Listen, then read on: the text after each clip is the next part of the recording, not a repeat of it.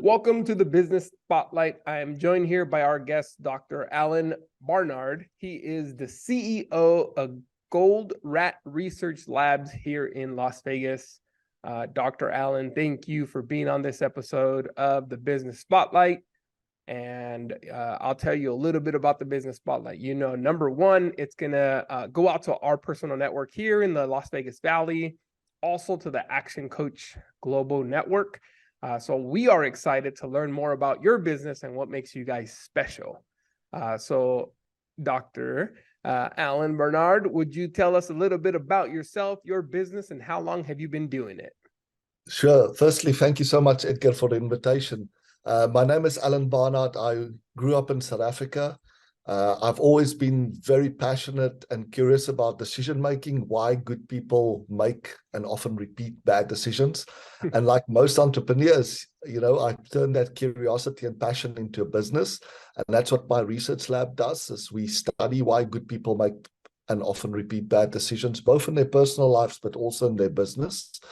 And from that research, we've developed a whole range of applications that help people make better, faster decisions when it really, really matters. We make 30,000 odd type of decisions every single day. It can be quite overwhelming to think about it, but the reality is that most of those don't matter. But there's a few that matter a lot, and those are the ones that we're very passionate about, is to help people make better, faster decisions when it really, really matters. Yeah. So how did you discover with your business, right, in knowing that we make so many decisions per day and fine-tuning it to make great decisions? I think, we all strive for focus. And one of the methodologies that I learned early on and that we use within our own company and with clients is a methodology called theory of constraints that was developed by my co-founder, Dr. Eli Goldratt. That's where our research lab get the name from.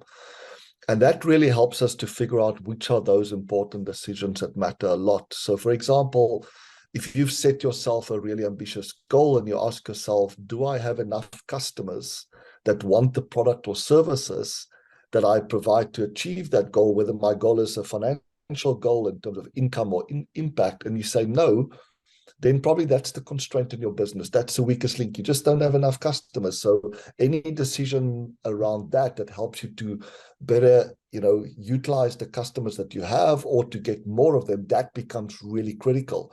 All the other decisions that are dealing with links that are not currently the weakest link, those become much, much less important. So that's an area that I picked up earliest, that really focus on where's the constraint or the weakest link in your business and make sure you get those decisions really right. Yeah. That's a lot of the coaching we do with a lot of the business owners that we work with. It's having that process, and is it streamlined? And then are those goals SMART goals, right? Are they achievable, or are they beyond being realistic? So very good that you guys focus on that side, because it is a lot of decision making, especially in entrepreneurship, right? Yeah, I think the other only thing to add to that is that, again, decisions can be quite overwhelming. Unless you think about them as options that you can exercise. There's always more than one option. Each of the options have got some unique pros and cons. And really what you want to do is to either select or create options that have a big upside if it works and a small downside if it doesn't. I call those hell yes options or hell yes decisions, right? Big upside if it works, small downside if it doesn't. And you want to stay the hell away from those that have a small upside if it works and a big downside if it doesn't. So just using that framework is often very useful, because we can't predict the likely outcome of any decision, positive or negative, but we have strong intuition about best case and worst case, and that's sometimes all that we need to make good decisions. Yeah. It's good that you guys are helping with that, because I know it's needed, and we see it a lot in the coaching world. So part of the Business Spotlight, is to educate and inspire people who are thinking about opening a business or getting into entrepreneurship. So with that being said, what would you say has been the biggest learning curve since you started your business with the industry? I think it's the fallacy of Field of Dreams, that movie, build it and they will come, right? You build a product or service that you think can add a lot of value, and you just expect people to knock on your door and ask for it. And, we were originally very lucky. We had a lot of word of mouth, and that's what happened. And suddenly when the word of mouth stops and you left with no customers, suddenly you have to realize, wow, I actually need to think about who is my dream customer, who can get most value from the products or services that we provide. Where do I find them? And what is the offer that I could make them that would make it irresistible, that would address all the concerns that they might have to either not buy or not to use? So I think that has been the biggest learning curve, is understanding how absolutely vital marketing and sales is right from the moment that you start your business. Yeah, that's very spot on. A lot of that has to be tested, measured, know who you're trying to attract, right? And then how do we get the messaging out? And do they want what we need? So that's very, very insightful.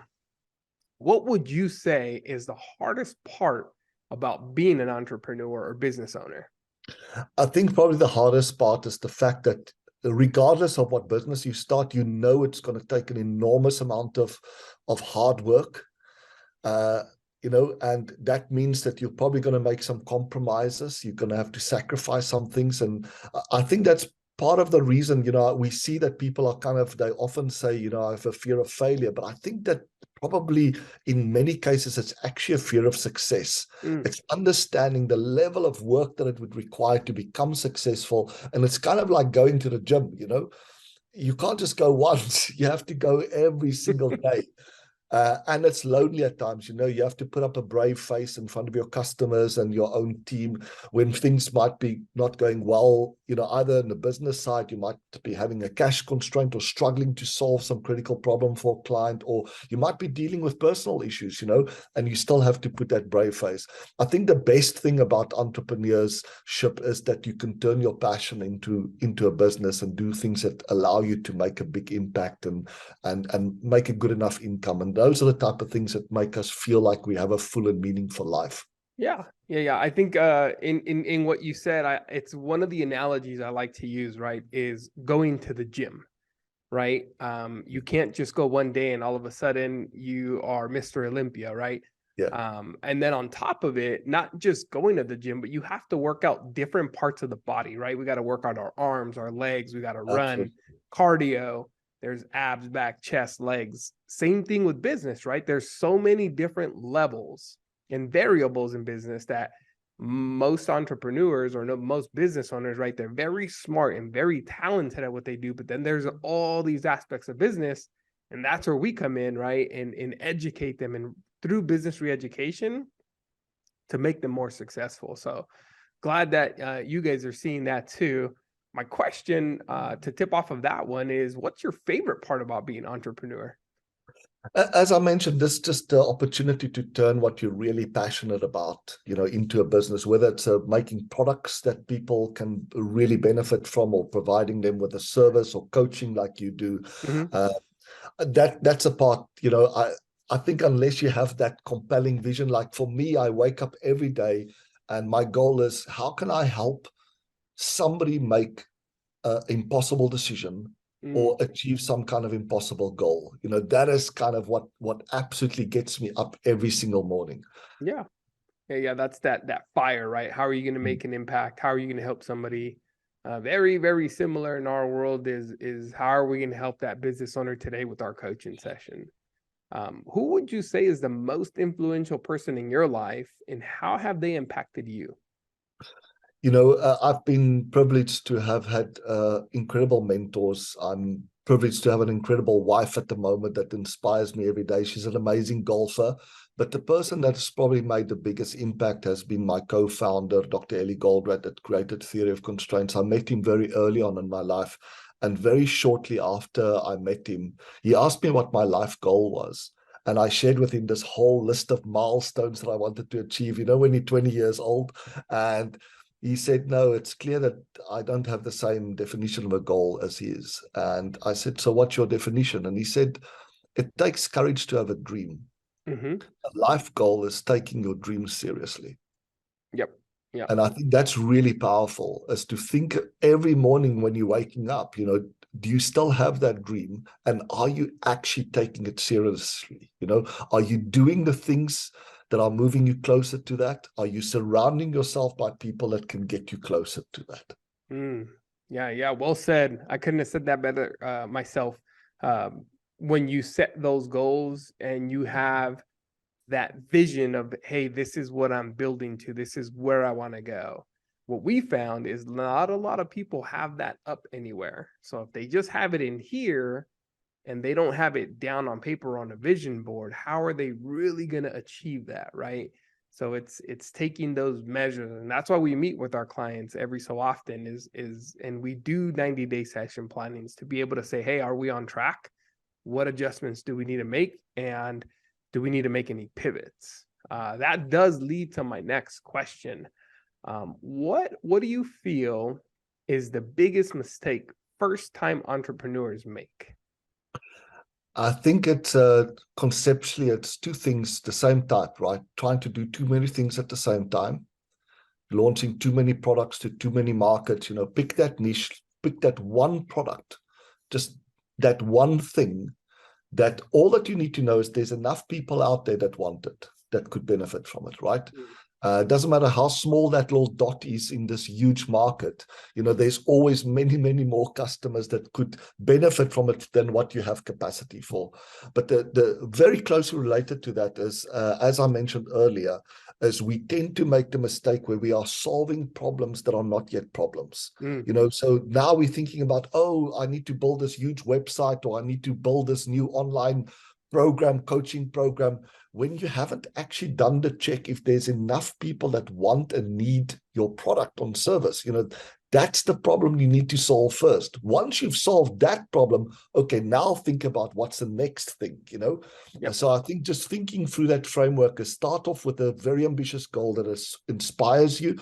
Then, do you have enough customers to meet that goal? Right. Do you have enough capacity to supply all those customers? Do you have enough supply? And then do you have enough cash? Is to solve those things one by one, rather than trying to solve everything together, because then you're not solving anything. Yeah. And I'll echo what you just said. Is we think about, or most business owners, right? They think about, I have to have the perfect website. I have to have this ironed out. The first thing you got to go do is go get your first client. Once you get your first client, rinse, repeat, recycle, everything else can be figured out. But the first thing you got to do is go get that first client, right? Yeah. And I know that's one of the problems that we've seen. So that's really good advice. I know a lot of people are going to get some value out of this. This will lead to my next question for you is, how has your business changed, or how does your business look different now versus when you first started it? I think, when we first started, you have kind of a goal that you're trying to achieve, and as you move over time, that goal becomes clearer and clearer and clearer. And it enables you to have more and more and more focus. It's kind of like, if somebody says to me, what's the advice I would give to a 20-year-old? I know that's one of the questions that you often ask is just be patient. You don't need to decide right now. Is just try a bunch of stuff and see, how does it make you feel when you're doing that stuff? Are you actually bringing value to people? Do you get that feedback that you're contributing value? And is it enabling you to make the kind of impact and income that you want? And just try a bunch of things, be patient with yourself. And it's the same for business, right? It's going to be a struggle to verbalize very clearly and very simply your marketing message, but keep on trying. Like you said, go out there, get that client, but every time treat it as an experiment. Try to learn what worked and what didn't. Every time you get a no, have the courage to phone them back and say, you know what, I thought you were my dream client, right? I thought that you would get a ton of value from what we offer, and yet you said no. Like, I'm devastated, but I'm curious, like, what happened? Like, was my assumption that you don't have this problem? Was that, or that you do have this problem? Was that wrong? Or was there something wrong with our pitch? And it's just constantly learning from experience. I call it learning from experiment. Yeah, 100%. It's having the fortitude, even though you got the rejection, to ask, hey, what was it? Yeah, Right. And typically it's not a lot of outcomes. It's one, the message wasn't delivered correctly. yeah, Two, they probably still have questions. yeah. Or the third one is really simple. They just didn't like you. Right. And So and it's and more trust. sometimes it's almost never number three. Once in a blue moon it is, but Yeah, it's usually the first two, right? And if you right. can solve those problems right then and there, then you'll get more yeses, right? Yeah. Now, as we're getting out of COVID, and along this journey, because you've been in this for about 15 plus years now. So, and I think you guys are approaching your 16 years. So Yeah. along this journey, what have you personally learned about yourself? I think COVID is a great example of a crisis, right? Mm. And what we often do when we're in a crisis, whether that's a business crisis or a relationship crisis, right? Once you realize you're in a crisis, you realize you have to do something dramatically different to Mm. get out of the crisis. Right. But then what do we do when the crisis is over? We go back to the old way of doing it, right? So I think that's one of my biggest lessons, and maybe something I can share with your listeners and viewers is when you get out of that crisis, think about what rules that you break, and why shouldn't you use these new rules all the time, right? It's like a little business is suddenly in a crisis; they don't have enough capacity, and normally when a customer phones in and says, "I need 100," you would say, "Fine, I'll give you 100," right? Whether they need only 10 or 20. You don't care. But when you have a capacity problem, you say, how much do you really, really need? And I go, actually, just 10 a week. You say, okay, I can supply you 10 a week. But then when the crisis is over, you go back to over producing and them over procuring, rather than why don't we always do that? Why is that not the rule? Only give them what they really need right now. So that to me has been kind of the biggest lesson learned is if we try, we can actually learn from experience, and crises are the best possible time to learn. Oh yeah. We call them a crisis because they shook up our world.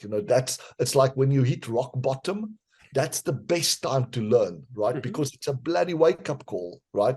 It's through your decisions that you got here. Right. What were those decisions that I need to make sure I never make again in the future? Yeah, when you hit rock bottom, it's like, what else do I have to lose? And there's only one way to go, and that's up, right? Yeah. And I think you made a really good point, right? During COVID, it made a lot of people shift and pivot. And the interesting part is the people who adapted, they took not advantage, but they implemented strategies that made them thrive. Yet other industries where other owners, they were just waiting for it to get over, and there's so unfortunately some of them lost their businesses. That's where having us there to mentor and guide them and keeping them like, hey, what did your business look like then? What does it look like now? And what can we continue to improve on to make sure we're capturing on both ends, right? And staying ahead of it. Now, as business coaches, we do work with a lot of smart and talented people, that are very great at what they do. Like I was talking about earlier, right? We work with doctors, lawyers, architects, engineers who are, they're looking for ways to learn, grow, and expand. And at some stage of their business, when they start to hire and delegate and bring on the right talent, they're trying to figure out, where do I put this person to do the best job possible, right?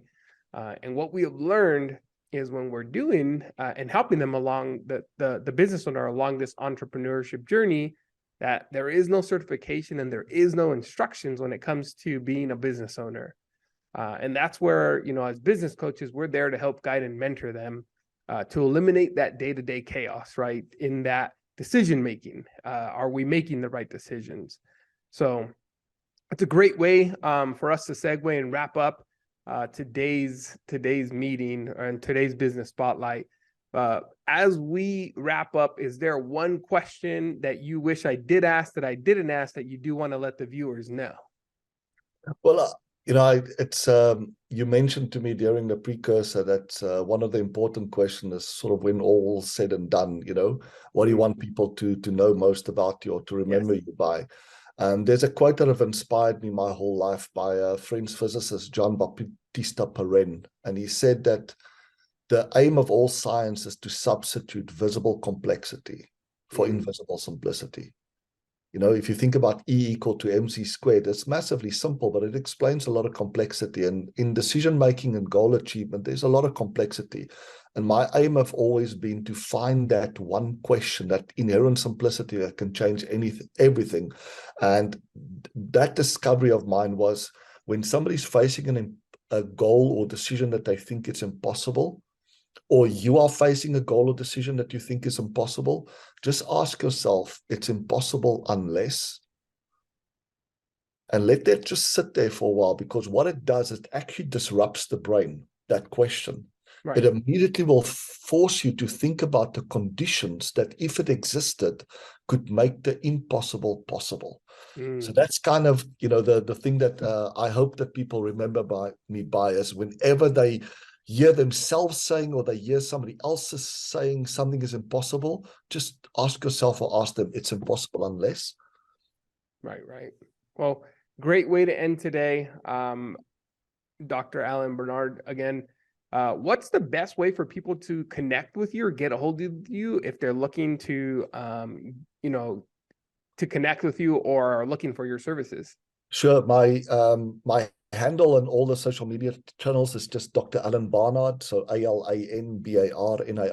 I have a YouTube channel that people can subscribe to. Also have a website, dralanbarnard.com. Perfect. Well, thank you again for taking the time out of your day to be on this episode of the Business Spotlight. And I look forward to connecting with you. Thank you again. You're very welcome. Thank you, Edgar.